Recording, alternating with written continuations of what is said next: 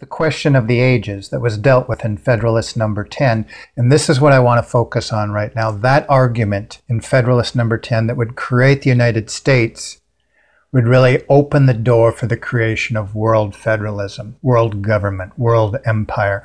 But it was couched in this term of federalism, which seems like a rather safe and benign term.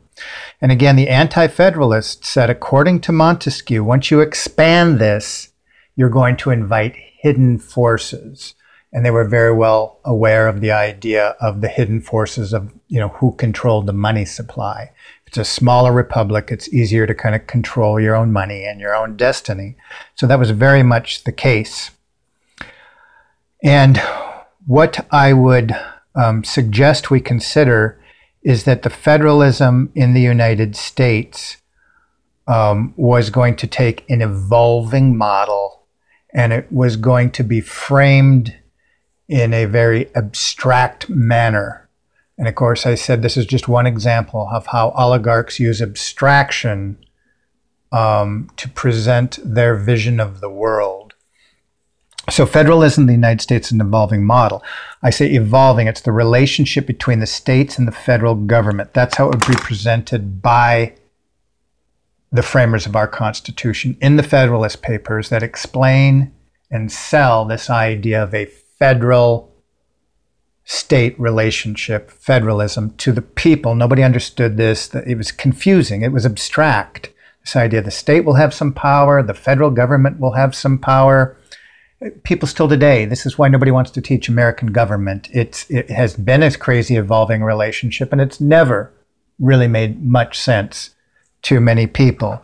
In high school, usually the teacher will get out a marble cake and the kids see it, but it's very obtuse, and it was designed to be that way. It was a foot in the door for these large-scale planners that see things in terms of centuries and have a vision of where they're going to move the world. And I know we're not trained to think of it that way, so it sounds suspicious when we think of this.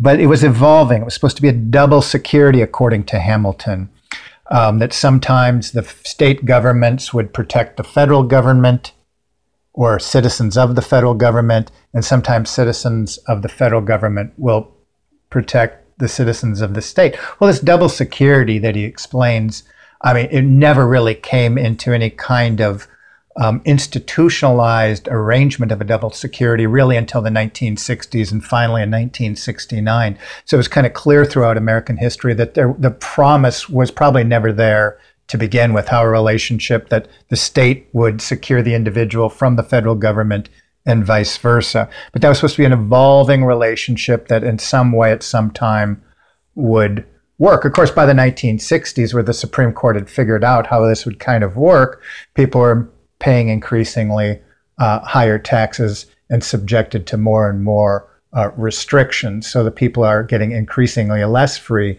as we see some kind of double security clicking in to the constitutional arrangements that protect us. It was also supposed to be evolving. If the people, Hamilton would suggest, if the people should in the future become more partial to the federal government than to the states, the change can only result from proofs of better administration. So everybody feared this large, leviathan that could be formed from this, from this continental-sized, really empire that the Federalists were constructing. And all the assurances were made to the states and the people therein that if they signed on to this, they could keep their own government, sort of like you can keep your own health care.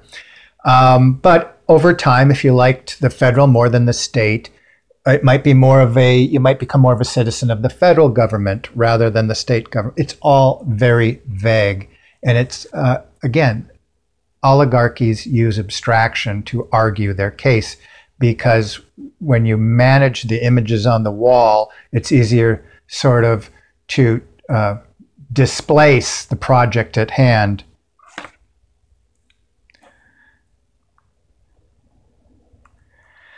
So we're thinking about the federal Constitution is ratified in 1789.